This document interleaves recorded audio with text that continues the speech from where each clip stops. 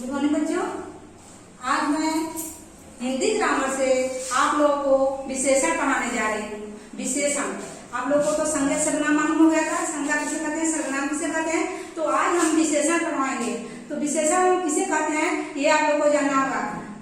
तो जो शब्द संज्ञा या सर्वनाम की विशेषता बताता है उसे हम विशेषण कहते हैं। जो शब्द संज्ञा या सर्वनाम की विशेषता बताएगा उसे हम विशेषण कहते हैं। जैसे पेड़ ऊंचा है, लड़की गोरी है, तो ये सब क्या हो गया, ये सब विशेषण हो गया, क्योंकि इसमें संज्ञा का विशेषता बताया जा रहा है। तो अब हम देखेंगे कि विशेषण के कितने भेद होते हैं। विशेषण के कितने भेद होते हैं? तो बच्चों विशेषण के 4 भेद होते हैं। विशेषण के 4 भेद होते हैं। यहाँ पर लिखा हुआ है विशेषण के 4 भेद होते हैं। सबसे पहले होता है गुणवाचक विशेषण।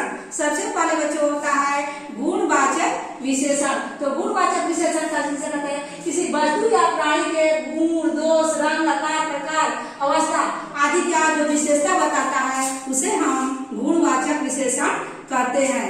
फिर से समझिए बच्चों, गुणवाचक विशेषण किसे कहते हैं? किसी वस्तु या प्राणी के गुण, दोष, आकार, प्रकार, रंग, अवस्था की जो विशेषता बताता है उसे हम गुणवाचक विशेषण कहते हैं। जैसे कुतुब मीनार बहुत ऊंचा है, तो ये गुणवाचक का उदाहरण हुआ।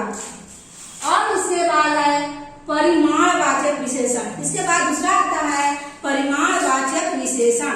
तो परिमाणवाचक विशेषण किसे कहते हैं? देखिए लिखा है किसी संज्ञा या सर्वनाम शब्द की नाप तौल बताने वाले, किसी संज्ञा या सर्वनाम की नाप तौल बताने वाले विशेषण को हम परिमाणवाचक विशेषण कहते हैं। समझ में आ गया बच्चों? किसी संज्ञा या सर्वनाम की नाप तौल बताने वाले विशेषण को हम परिमाणवाचक विशेषण कहते हैं।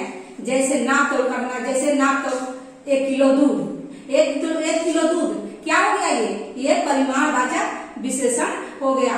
4 किलो चीनी क्या हो गया, ये परिमाणवाचक विशेषण हो गया, क्योंकि इसको हम नाप और तौल करते हैं। इसको क्या करते हैं? हम नाप तौल करते हैं। तो अब हम देखते हैं कि परिमाणवाचक विशेषण के कितने भेद होते हैं। तो बच्चों परिमाणवाचक विशेषण के 2 भेद होते हैं। परिमाणवाचक विशेषण के 2 भेद होते हैं। एक निश्चित परिमाणवाचक और दूसरा अनिश्चित परिमाणवाचक। तो देखिए बच्चों निश्चित परिमाणवाचक क्या होता है? निश्चित परिमाण जिसमें नाप तौल का मात्रा निश्चित हो, निश्चित होता है उसे हम निश्चित परिमाणवाचक विशेषण कहते हैं। जिसमें नाप तौल का मात्रा जो होता है वो निश्चित रहता है, निश्चित ही है, तो वह क्या कहलाएगा? परिमाणवाचक। जैसे 4 किलो आटा, तो आटा कितना है? 4 किलो ही है, इससे ज्यादा नहीं है। 2 किलो दूध, तो कितना दूध है? 2 किलो ही दूध है, निश्चित है, इसकी मात्रा निश्चित है, तो इसे हम कहेंगे निश्चित परिमाणवाचक विशेषण। उसके बाद बच्चों आता है अनिश्चित परिमाणवाचक विशेषण। अनिश्चित परिमाणवाचक विशेषण उसे कहते हैं जिसकी नाप तौल की मात्रा निश्चित नहीं होता है। जिसकी नाप तौल की मात्रा निश्चित नहीं होता है उसे हम अनिश्चित परिमाणवाचक कहेंगे। जैसे थोड़ा सा दूध, तो इसमें ये नहीं पता चलता है कितना दूध है, 1 किलो है, 2 किलो है कि कितना है, ये पता नहीं चल रहा है, तो इसका निश्चित मात्रा पता नहीं चल रहा है, तो इसे हम अनिश्चित परिमाणवाचक विशेषण के अंतर्गत रखते हैं। थोड़ा सा चावल, कुछ चावल, तो इसमें ये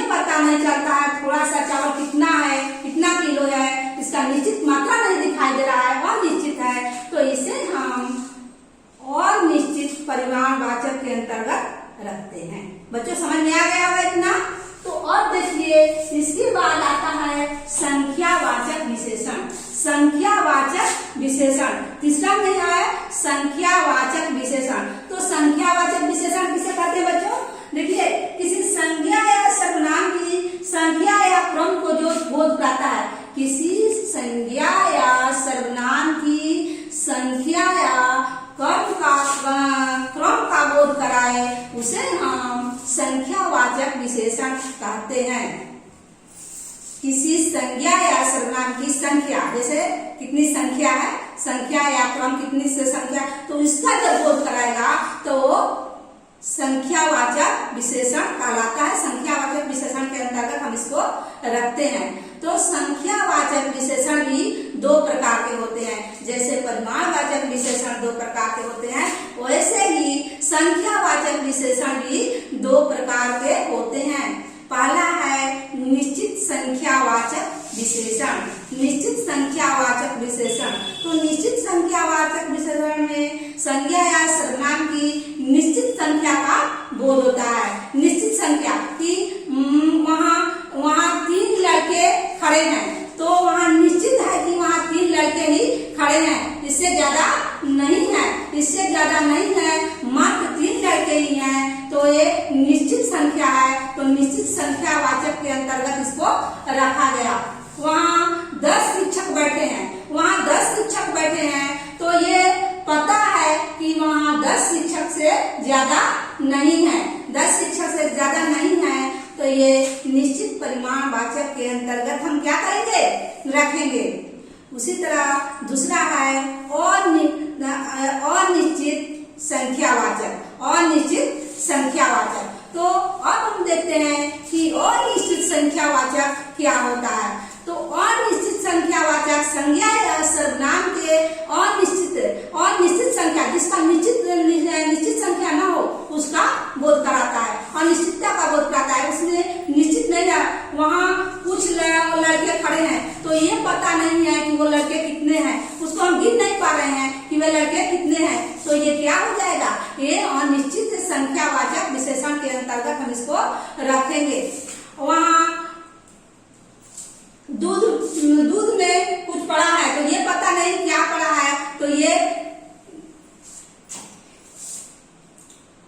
वहाँ पर बहुत सारे उस पेड़ पर बहुत सारे चिड़िया बैठा हुआ है, तो ये पता नहीं है कि कितनी चिड़िया बैठी हुई है, तो ये क्या हो जाएगा? ये अनिश्चित संख्यावाचक का उदाहरण होगा। इसी तरह बच्चों एक और है संकेतवाचक विशेषण। संकेतवाचक विशेषण किसे कहते हैं? तो देखिए जो विशेषण शब्द संज्ञा और सर्वनाम की ओर संकेत करता है, जो विशेषण शब्द संज्ञा और सर्वनाम की ओर जब संकेत करता है तो उसे हम संकेतवाचक या सर्वनामिक वाचक विशेषण कहते हैं। उसे हम संकेतवाचक या सर्वनामिक वाचक विशेषण कहते हैं। जैसे वह लड़की मूर्ख है, वह लड़की मूर्ख है, तो ये विशेषण शब्द है, तो ये संज्ञा और सर्वनाम की ओर क्या कर रहा है? विशेषण है, ये इशारा कर रहा है, संकेत कर रहा है, तो इसको हम संकेतवाचक विशेषण के अंतर्गत रखेंगे। इसको हम संकेतवाचक विशेषण की ओर संकेतवाचक विशेषण के अंतर्गत रखेंगे। बच्चों आप लोगों को समझ में आ गया होगा कि विशेषण किसे कहते हैं और विशेषण की कितने प्रयोग